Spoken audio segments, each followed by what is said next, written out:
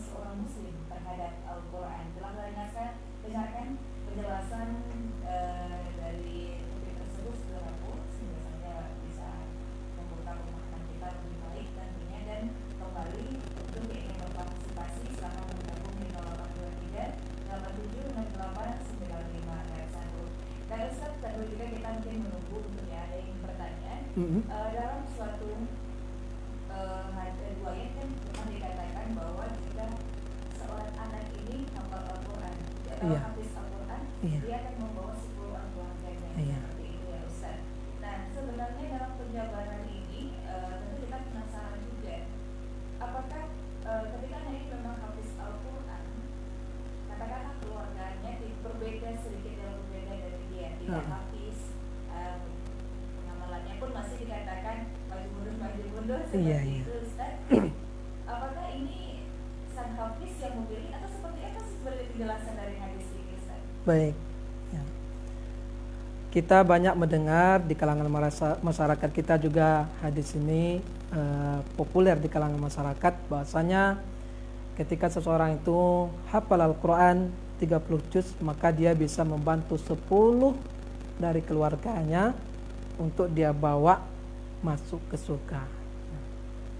Hadis ini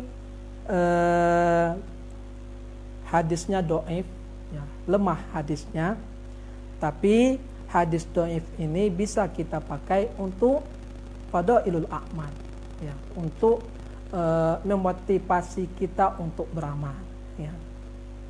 Maka walaupun hadis ini dhaif ya, yang bisa kita pakai, dan bisa jadi anak itu bisa membantu keluarganya. Tapi kalau hadis yang sahih, salah satunya adalah bahwasanya ketika di akhirat kelak, ketika di yaumil mahsyar, itu anak itu akan memakaikan jubah kebesaran untuk orang tuanya, atau mahkota yang akan dia pakaikan kepada orang tuanya. Itu yang dia dapatkan dari anaknya ketika anaknya itu hafal 30 juz ya.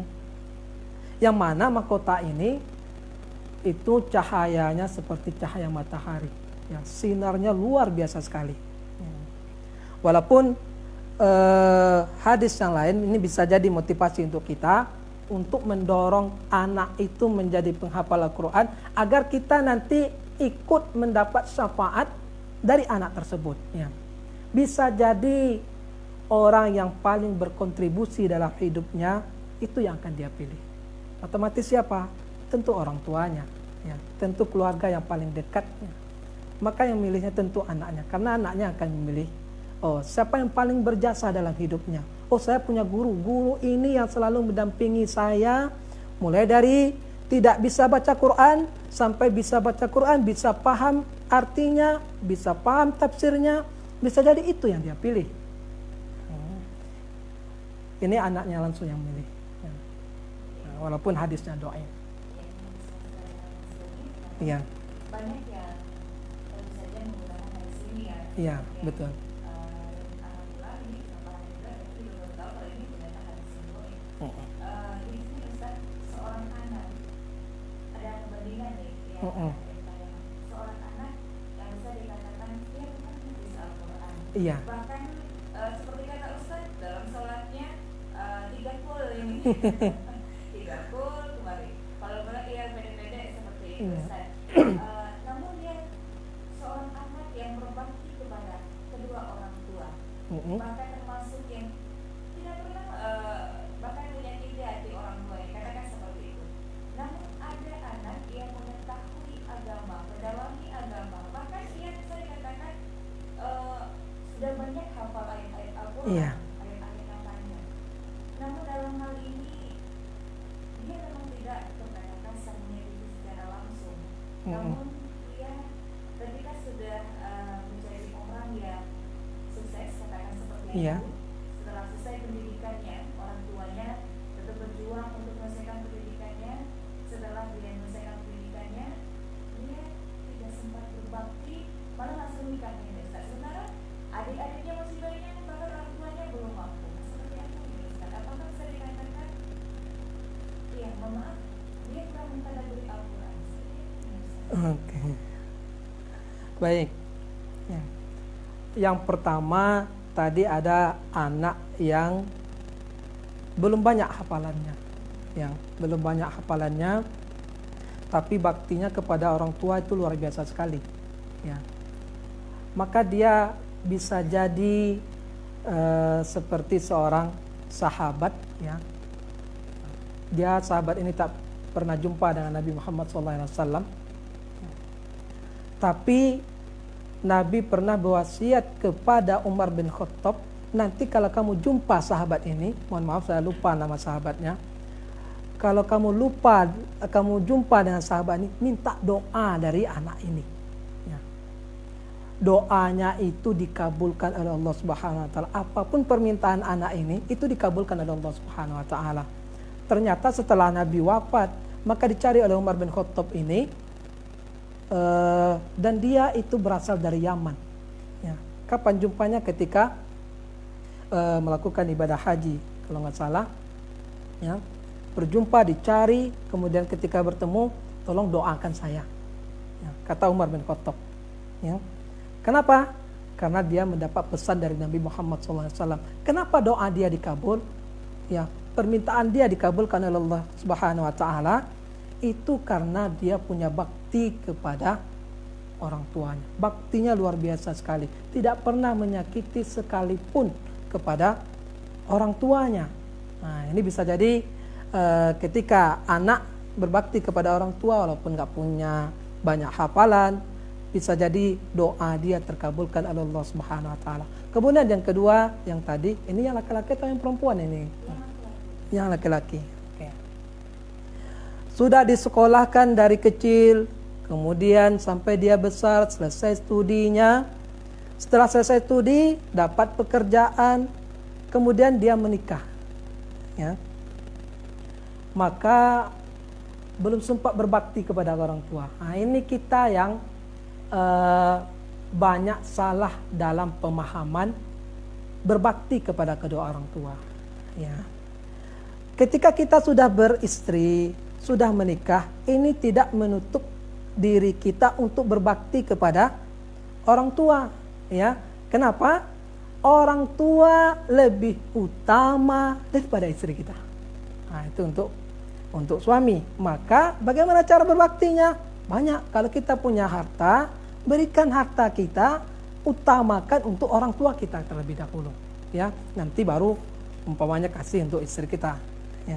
Kemudian, kalau kita nggak punya harta sama sekali, kita datang ke rumah saja, memberikan kebahagiaan, bantu orang tua apa yang perlu kita bantu. Umpamanya kalau kita sekarang, oh ibu kita mau dipanenkan sawitnya. Kemudian kita anak laki-laki, kita bantu ibu kita panenkan sawitnya, kita jualkan, nanti uangnya kita kasihkan kepada orang tua kita. Maka ini sudah dinamakan bakti kepada kedua orang tua. Nah, banyak cara untuk berbakti. Karena seperti gambaran ini banyak yang dikatakan bahwa orang tua ini tentu sanggup untuk susah agar anaknya bukan hanya kenal agama. Betul sekali. Iya. Namun jangan anak yang berpikir demikian untuk orang tuanya. Apalagi ini Ustaz yang sering dikatakan orang-orang ini juga saya penasaran Ustaz bahwa orang tua ini kalau sudah tanda kutip tua, ini aturannya lebih banyak daripada senyumannya. Nah, seorang anak yang berusaha untuk tentu saja dengan ilmu agama yang dia pahami, yang dia ketahui, mengajarkan orang tuanya. Tentu ini bagian ketika menghadapi Al-Quran, memberikan nasihat, hal-hal yang mungkin diperbolehkan dan tidak diperbolehkan. Namun seringkali posisi ini keegoisan orang tua itu muncul. Nah, sifat kita sebagai seorang anak seperti apa yang diusahakan?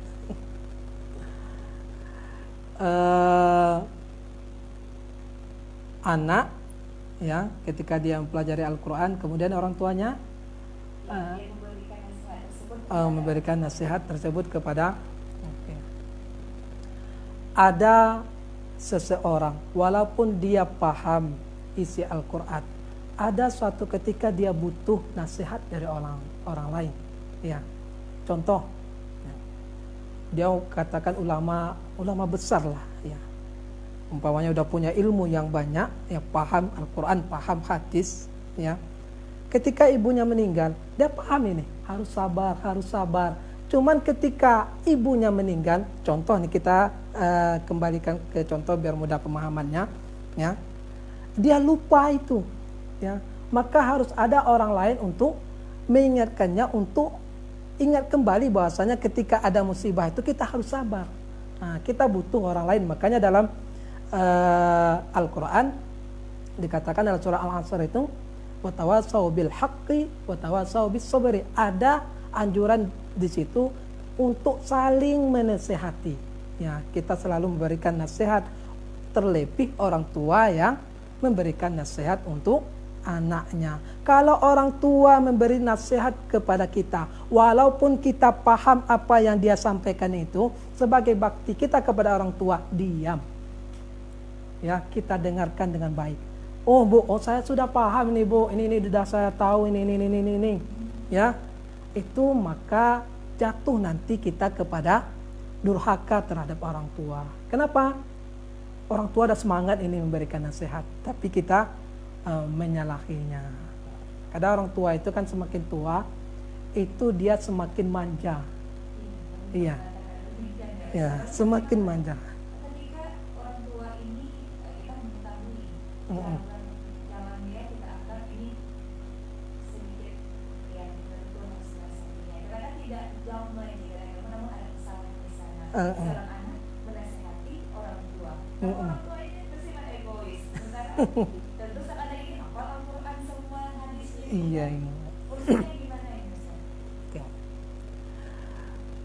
Tugas kita yang pertama adalah menasehati. Ya. Orang tua itu kadang kokoh pendiriannya. Kokoh pendiriannya banyak, semakin tua semakin bawa perasaan. Maka kita harus tahu cara terhadap orang tua, bagaimana kita menasehatinya. Udah kita duduk bareng-bareng. Kalau kami biasanya di rumah itu duduk, nanti kalau ada sesuatu yang tidak baik dipandang, Bu, kalau seperti ini tuh Bu, itu tidak baik. Kalau kami biasa manggil Mak, ya. Mak ini nggak bagus seperti ini Mak, yang bagusnya seperti ini. Tapi ada waktunya kita lagi santai, ngobrol baik-baik, ya. Tapi kalau umpamanya lihat kondisi orang tua itu lagi capek, ya, atau lagi letih pulang dari kerja, kemudian di situ kita menasehatinya, maka kita akan mendapatkan kemarahan dari orang tua. Harus pandai-pandai kita mencari situasi dan kondisi. Iya.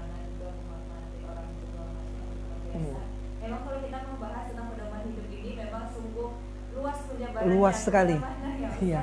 Tentu saja ini sangat luar biasa sekali, namun sayang sekali saudaraku, karena di hari Jumat biasanya ini kita juga dalam cepat ini pedoman. Iya. Namun kami persilahkan dulu kepada Ustaz untuk memberikan kesimpulan atau sarannya kepada seluruh pendengar di Gelombang 106,5 FM. Ustaz, kami silakan. Baik. Para pendengar dimanapun Anda berada, ya. Saya akhiri tema kita atau kewajiban kita terhadap Al-Quran ini tentang seseorang, diceritakan oleh satu syekh, ya. Setiap hari dia selalu bersama dengan Al-Quran, ya. Nanti ketika dia pergi kuliah, ya, ketika naik bus, dia juga pegang Al-Quran, dia baca Al-Quran. Pokoknya kalau ada waktu luang, dia pergunakan untuk Al-Quran, dia baca Al-Quran. Mungkin dia tadabburi, mungkin dia hafalkan Al-Quran tersebut, ya. Seluruh hidupnya dia gunakan untuk Al-Quran, ya. Maka suatu ketika anak ini mendapatkan kecelakaan, ya, ditabrak mobil, maka langsung ada yang menelpon syekh tersebut untuk datang ke tempat itu, ya. Maka ketika syekh itu datang menghampirinya, dia memandang syekh tersebut, apa yang dia ucapkan? Dia baca Al-Quran. Wan najmi idza hawa ma dalla sahibukum wa ma gawa wa ma yantiqu anil hawa in huwa illa wahyu yuha. Itu terus dia ulang sambil melihat Syekh tadi, ya, dengan wajah yang berseri, dengan wajah tersenyum, sampai Allah mengangkat nyawanya, ya, mencabut nyawanya dari ruhnya, dan dia akhiri hidupnya dengan Al-Quran. Ini luar biasa sekali. Dalam hadis dikatakan, barang siapa yang sibuk dengan Al-Quran, ya, lupa dia berzikir kepada Allah, lupa dia meminta doa kepada Allah, ya, seharusnya dia berdoa, ya Allah tolong berikan saya rezeki, tapi karena sibuk dengan Al-Quran, baca Quran, mempelajari Al-Quran, maka Allah akan berikan semua permintaan yang terbaik untuknya. Maka jangan jauh-jauh dari Al-Quran, selalu dekat dengan Al-Quran, karena orang yang dekat dengan Al-Quran tidak akan pernah mendapatkan kerugian. Assalamualaikum warahmatullahi wabarakatuh.